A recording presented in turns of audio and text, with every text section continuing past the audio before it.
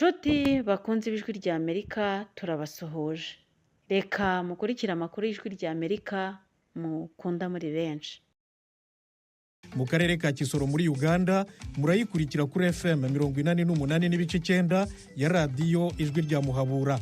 Naho mu Burundi ni ku mirongo migufi metero 25, 31 na 41. U Rwanda ruratangaza ko mbere y'igitero cyafashe umujyi wa Goma mu ntangiriro z'icyumweru gishize, Repubulika ya Demokarasi ya Kongo yateguraga kurutera. Bimwe mu bimenyetso byabonetse i Goma byagaragaje yuko hari igitero cyari giteganyijwe mu bihe biri imbere. Hari intwaro nyinshi zoherejwe, hari ubuhamya bw'abasirikare ba FARDC bafashwe. Uyu ni Minisitiri w'Ububanyi n'Amahanga w'u Rwanda Olivier Nduhungirehe. Mu mujyi wa Goma kandi imirimo y'ubucuruzi irimo irasubukura buhoro buhoro, ariko intambara hagati ya FARDC n'umutwe wa M23 yageze no mu ntara ya Kivu y'Epfo. Abakozi b'abasivili ba MONUSCO barimo barahunga. Naho ubutegetsi bwa Perezida Donald Trump muri Leta Zunze Ubumwe za Amerika bushobora gufunga ikigo USAID gishinzwe iterambere mpuzamahanga. Amakuru arambuye ni mu kanya gato cyane, mugume hafi. Muri kumwe na Thomas Kamirindi.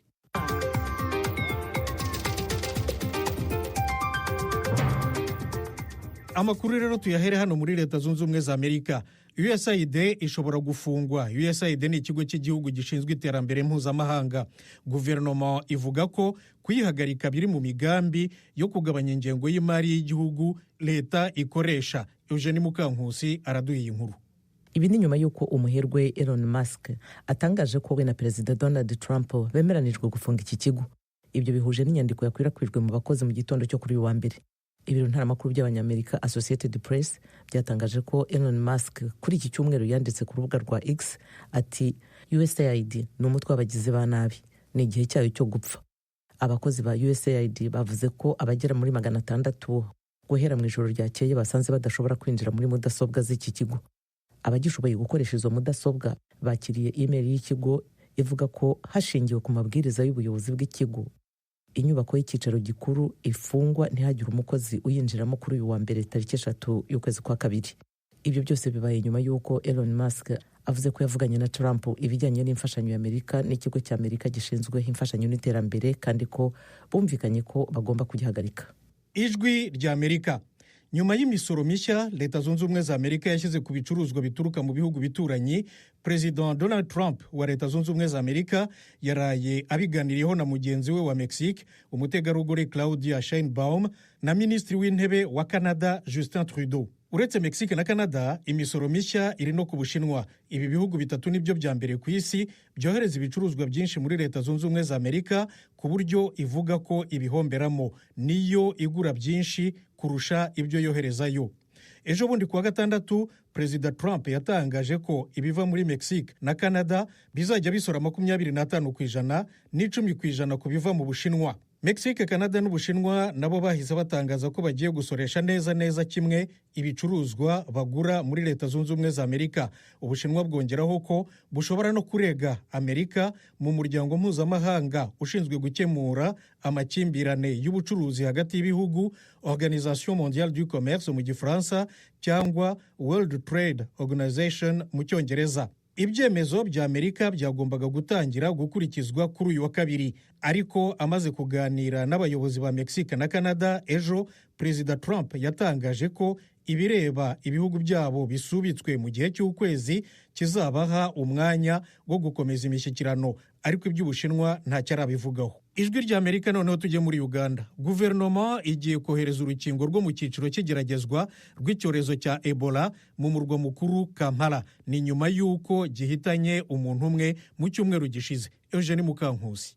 Kuri iki cyumweru umuyobozi mukuru w'ikigo cy'ubushakashatsi kuri virusi cya Uganda, Pontiano Karebu, yavuze ko abahanga mu bya siyansi barimo gutegura amabwiriza y'uko doze zirenga 2,000 z'urukingo ruri ku rwego rw'igeragezwa rwo gukumira virusi ya Ebola bivugwa ko yaturutse muri Sudani zigomba koherezwa. Ishami rya ONU ryita ku buzima OMS yavuze ko doze z'urwo rukingo zirimo kugenda ziboneka hakurikijwe amabwiriza y'igerageza kugira ngo hasuzumwe imikorere yarwo ndetse n'umutekano warwo. Ibiro ntaramakuru by'abanyamerika Associated Press bivuga ko nta nkingo zari zemezwa zibasha guhangara virusi ya Ebola yaturutse muri Sudani. Indwara ya Ebola yahitanye umuforomo wari woherejwe ku bitaro bikuru by'i Kampala. Uwo mugabo yapfuye kuwa gatatu ushize, kandi abayobozi batangaje icyorezo cya Ebola ku munsi wakurikiyeho. Mukomeje kumva radiyo ijwi ry'Amerika ivugira Washington DC mu Kirundi n'Ikinyarwanda. Mudukurikira no ku rubuga rwacu rwa internet wa@radiyo-yacu-voa.com. Ijwi ry'Amerika, amakuru y'ibiyaga bigari turayaharira Repubulika ya Demokarasi ya Kongo. Intambara hagati y'ingabo z'igihugu FARDC na M23 yageze mu ntara ya Kivu y'Epfo. Barwaniye muri teritwari ya Kalehe muri kilometero hafi 65 uvuye mu mujyi wa Bukavu, umurwa mukuru wa Kivu y'Epfo. Byatumye umutwe w'ingabo z'amahoro wa Loni MONUSCO utangira guhungisha abakozi bawo b'abasivili. Banyura ku mupaka wa Rusizi ya mbere bava Bukavu binjira mu Rwanda banyuze rero Rusizi. Temistokle Mutijima yanyarukiye ejo ku mupaka nyine wa Rusizi ya mbere kureba uko bimeze. Twavuganye kuri telefone. Icyo nabanza kuvugaho gatoya nuko abakozi ba MONUSCO barimo guhungishwa cyangwa bari guhunga banyuze mu Rwanda ni abakozi b'abasivile biganjemo abagore n'abana, harimo n'abagabo bakeya. Ariko mwari mumbajije igihe bahagereye, batangiye ubundi kuhagera mu masaha y'ikigoroba ku cyumweru, ariko ab'uyu munsi baje uyu munsi bahageze isaa 8 zibura iminota mikeya ku masaha ya hano mu karere k'ibiyaga bigari hano mu Rwanda no mu Burundi.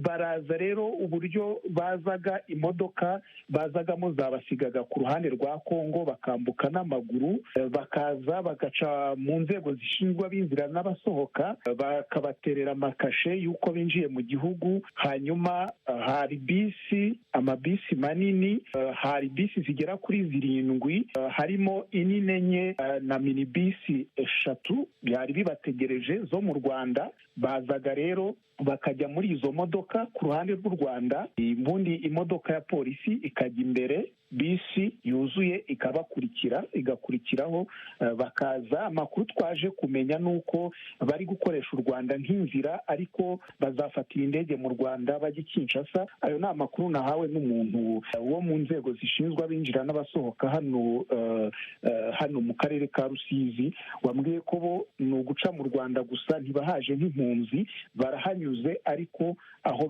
bazerekezaho ni Kinshasa, indege zizabakura zibajyana. Ntabwo nabonye umubare wose, ntibyankundiye, ariko abahanyuze mpari ni bisi yatwaye abantu bari hagati ya 40 na 50. Nyine izo modokari zibazana ni za Loni, nayo mabisi bafata mu Rwanda na ya Loni? Oya, imodoka zibazana ku ruhande rwa Kongo zo ni za Loni, ariko bisi zo ziri kubatwara mu Rwanda ntabwo ari za Loni, ni bisi z'abikorera.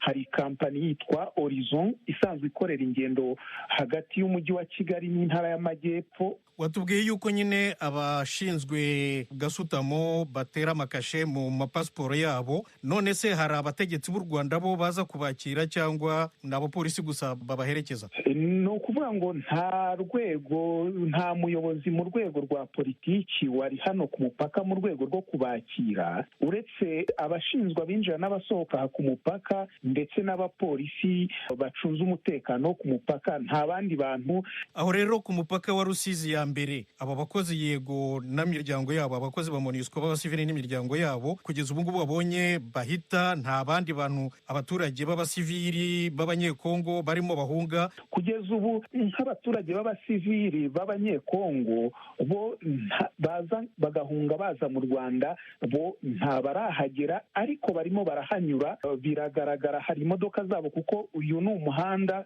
n'ubundi bakoresha cyane uhuza Bukavu na Uvira, kuko bagombera guca mu Rwanda. Abo twagiye tubona rero ni abari bafite ibikapu byabo, ariko bari mu modoka, bari mu nzira n'ubundi bakamanuka Bugarama bambuka bajya Uvira. Kugeza ubu uretse kuhaca nk'inzira berekeza mu bindi bice bya Kongo bisa n'ibyitabuye Bukavu nk'aho za Uvira n'ahandi. Ijwi ry'Amerika, tukivuga ku by'intambara yo mu burasirazuba bwa Repubulika ya Demokarasi ya Kongo, kuva M23 yigaruriye umujyi wa Goma mu cyumweru gishize, ibikorwa bitunze abaturage bya buri munsi byari byarahagaze. ariko ejo kuwa mbere ubucuruzi bwarasubukuye mu bice bimwe na bimwe. Kuri telefone Jimmy Shukrani Bakomera yatubwiye ko nawe yashoboye guhaha, ati ibiribwa birahari rwose ku isoko bihagije. Yego, kuri uyu wa mbere hari ibintu nanjye nashoboye guhaha, kuko murabizi ko iyi ntambara zagiye zigira ibibazo, ziteza ibibazo ku baturage mu ngeri zose. Ubwo rero nanjye nabonye umwanya wo kujya guhaha mu masoko, mu isoko rimwe rinini ahangaha mu mujyi, isoko rizwi nka Kituku. Nahageze rwose, ndetse n'andi masoko atandukanye. Uyu munsi wabonaga ko hari akantu, hari ambiance, ibikorwa wabonaga ko byasubukuwe neza neza, uretse wenda nko kuba hari bimwe bitakozwe, ariko wabonaga ko abaturage basubiye mu buzima busanzwe neza neza nk'uko byari imbere ye. Ariko se usibye amasoko rusange nk'amaduka, amabanki, byo byafunguye? Uyu munsi ibyagaragaye cyane ni uko ni amasoko yafunguye, amaduka ndetse n'ibindi bintu bitandukanye nk'abantu bacuruza ibintu bikenerwa mu buzima bwa buri munsi bw'abaturage. Ariko za banki, amashuri ndetse n'izindi serivisi za leta kugeza ubu zo ntabwo zirafungura. Gusa kuri uyu wa mbere wabonaga ari umunsi utandukanye n'indi minsi cyane kuva aho 23 igereye muri uyu mujyi, kuko ibikorwa byose ndetse na za bus mu muhanda wabonaga harimo ambiance ikomeye cyane, bitandukanye n'iminsi ishize. Thomas. Yego Jimmy, turacyari kumwe. Nikose, usibye nk'amashuri yo ntabwo ari mu bucuruzi, ariko rero nayo ari mu buzima busanzwe bw'abantu. Hari amashuri yafunguye? Nk'uko nari maze kubivuga, amashuri yo haracyari ikibazo gikomeye cyane, kuko ubona haba abarimu bamwe nagerageje kuvugana nabo, ubona badafite umugambi wo gusubira mu kazi. Abanyeshuri nabo ubona abana, ababyeyi bagitinya ko basubira mu ishuri, basubira ku ishuri bitewe n'umwuka of course ukigaragara mu mujyi. Ariko ibindi bikorwa nyine nk'ibyo by'ubucuruzi nkubwiye ruguru aho, wabonaga ko byo biri gukorwa neza cyane. Ahubwo ntekereza ko ibyo kurya byabaye byinshi mu mujyi, ndetse ubwo na n'ubu tuvugana za moto ziratembera. Ibiciro se byo bimeze bite ugereranije no mu minsi yabanjirije ifatwa ry'umujyi wa Goma? Ubu ngubu ibiciro wabinyuzemo wasanze byiyongereye, byagabanutse, bimeze bite? Murabizi ko mu minsi yashize ibiciro byari byarazamutse cyane. Ibyo byaterwaga n'uko umujyi wa Goma wari uri hagati, utagaburirwaga nk'uko bisanzwe. Ariko kuri iyi nshuro amasoko nagezemo, nasanze ibiciro by'ibiribwa rwose byagabanutse cyane, bitandukanye na mbere y'uko umujyi ufatwa. Kuko ufashe nk'umufuko w'ibirayi wari ugeze mu madolari 140 gurikije 150, ariko ubu ngubu muri depo zitandukanye, mu bubiko butandukanye ndetse no mu masoko, urabona ko umufuko w'ibirayi wongeye kugaruka ku madolari 100, ku madolari 90, 80. Ibyo biterwa n'uko ibyo kurya byose byari byaragumye muri teritwari ya Masisi, Rucuru ndetse n'ahandi hagaburira umujyi wa Goma. Ubu ngubu ibarabara zifunguye. Hanyuma ubwo rero nyine essence ituruka mu mahanga yinjira Goma ubusanzwe inyura mu Rwanda, aho ngaho ku Gisenyi, Rubavu. Imipaka rero irafunguye, ibicuruzwa birahita? Imipaka irafunguye neza cyane. Umupaka nyine urabona uhuza u Rwanda na Kongo ho urafunguye neza, ndetse n'ikindi cyongeyeho ni uko ubushize mu minsi yashize umupaka wafungaga saa 9 z'amanywa, ariko ubu ngubu uri gufunga saa 12, ndetse hari ukanagera na saa 10 na saa 1 z'ijoro ugifunguye, abantu bacyambuka. Ndetse n'ejo narahageze, mu by'ukuri ubona ko ari ibintu byahindutse cyane mu mihahirane ya Goma na Gisenyi, kuko niyo mijyi yegeranye cyane. Imipaka yo, umupaka ubona ko ufungurwa neza, kandi ibyo kwambukira abantu basanzwe bakoresha CPGL, ubu ngubu bari gukoresha utuntu tw'utujeto gusa. Ukaba ufite irangamuntu yawe, ikarita y'itora, ahangaha ukagenda n'ijeto igura amafaranga 50 gusa, cyangwa 500 francs, ukambuka. Ibintu bya CPGL nabyo ubona ko bitakiriho. Thomas. Jimmy Shukrani Bakomera, ndagushimiye cyane. Murakoze cyane namwe. mukomeje kumva radiyo ijwi rya Amerika ivugira Washington DC mu kirundi n'ikinyarwanda.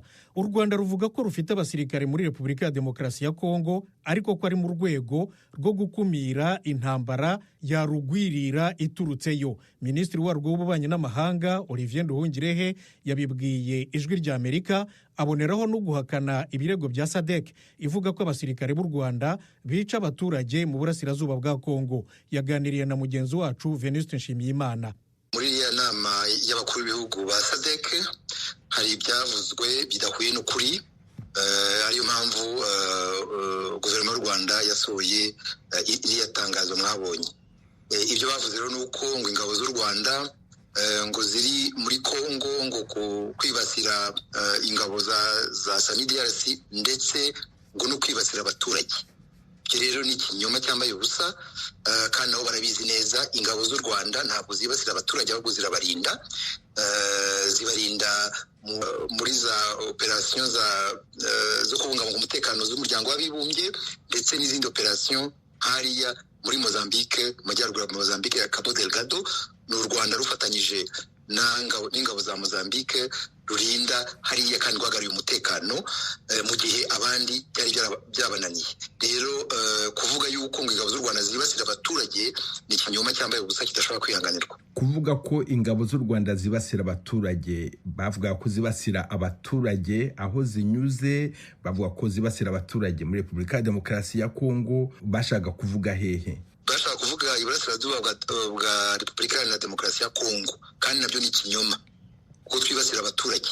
Niko nk'uko babyanditse muri paragrafu ya 4 mu gika cya 4 cy'imyanzuro y'iriya nama y'abakuru b'ibihugu ba SADC. None se mwebwe nka leta y'u Rwanda, nzi yuko mwavuze yuko mwafashe ingamba zo kwirinda ibyo by'ingabo ziri muri Kongo, byo murabyemera? Twebwe twavuze ko twashyizeho ingamba zo kwirinda kubera ko izo ngabo za SAMIDRC zagiye muri Kongo ku butumire bwa Perezida Tshisekedi gufatanya n'indi mitwe yitwaje intwaro mu kurwanya M23 no kurwanya leta y'u Rwanda. Kuko ndagira ngo mbibutse yuko hashize imyaka 2 Perezida Tshisekedi avuga buri munsi yuko ashaka guhirika ubutegetsi bw'u Rwanda, ko ashaka gutera bombe mu Rwanda. Rero kumva ko ibihugu byohereje ingabo muri SAMIDRC bizi neza yuko Perezida Tshisekedi afite umugambi wo guhirika ubutegetsi bwo mu Rwanda, ibyo ni ibyo kwibazaho.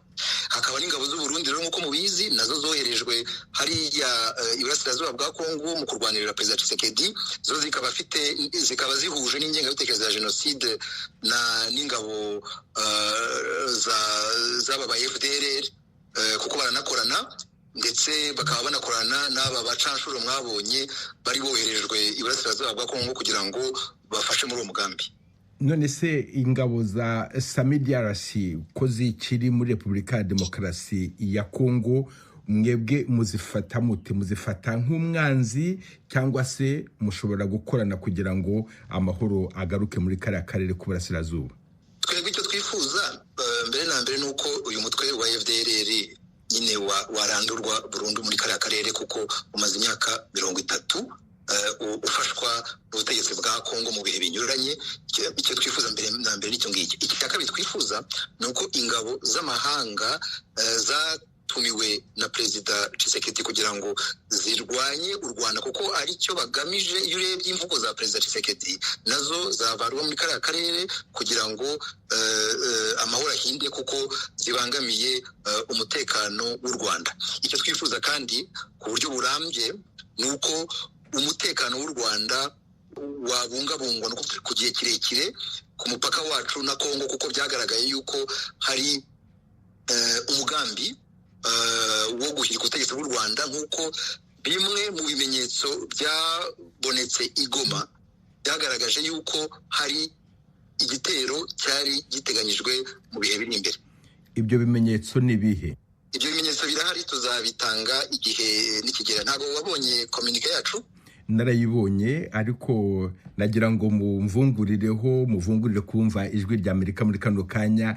Ni iki mwabonye kibemeza ko hari umugambi mubisha kandi wenda gushyirwa mu bikorwa wo gutera u Rwanda?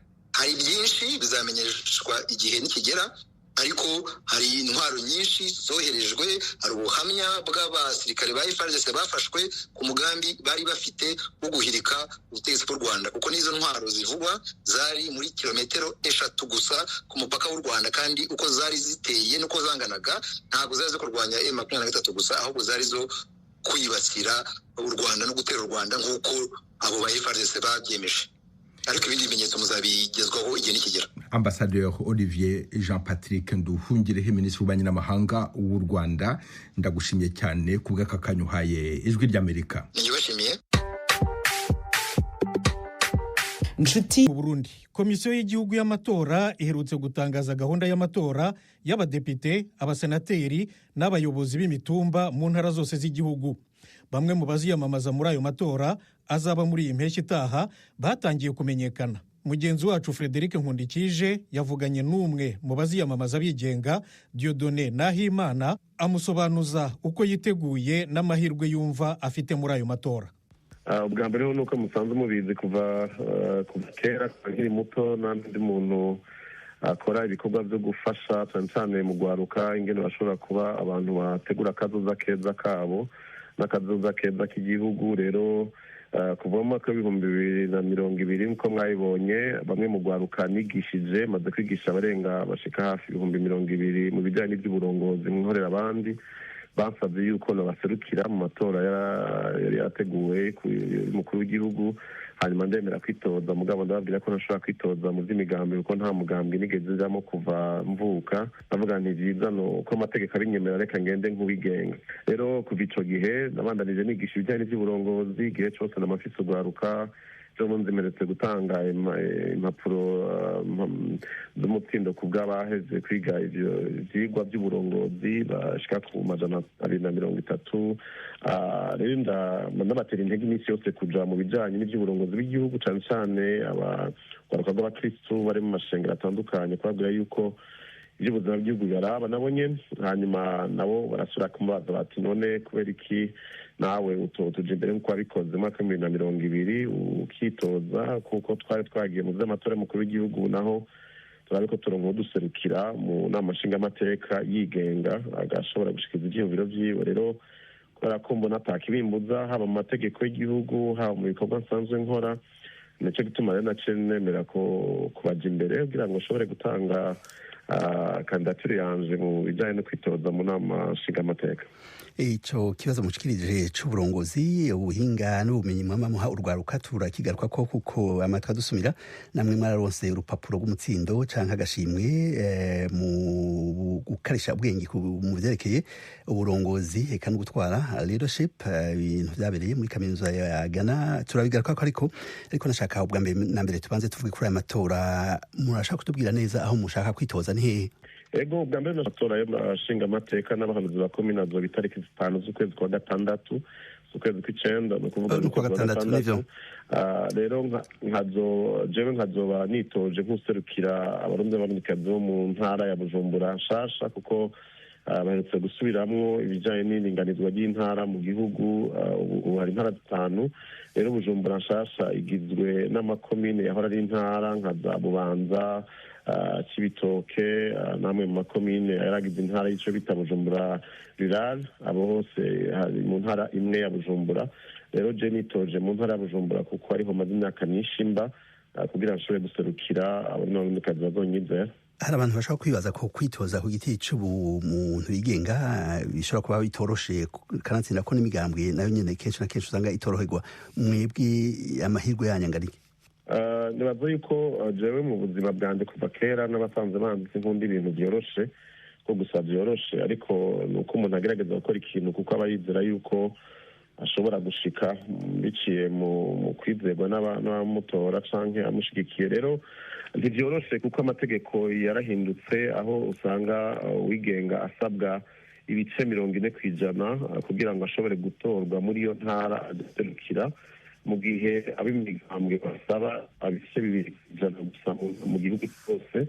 rero ndabye abazotora mu gisaga mu ntara ya Bujumbura bagera ku hafi ku miliyoni n'ibihumbi 600 cyangwa 700 gutyo. Rero bisaba abantu bashika 700 bazontora kugira ngo bashobore kwinjira mu nama nshingamateka. Si ikintu coroshe mu gihe uriko yahiganwa n'imigambi y'ibisanzwe uriko irakora kandi ifise uburyo butari buke, ariko rero ndabye ibikorwa maze imyaka irenga 25 nkoya muri kino gisagara byagize akamaro kugwaruka rutari buke bw'igihugu canke ndabye n'abantu basanzwe batari mu migambi ingene bangana, ndafise ivyizigiro yuko ari amahirwe menshi yuko abazonyizera kugira ngo bashobore kubaserukira mu nama nshingamateka, cane cane muri kino gihe nibaza yuko urwaruka rukeneye kumva yuko rufise abantu batahura ibibazo vyabo bagashobora kubaserukira. Nizera ko n'abari mu migambwe mu rwaruka bazontora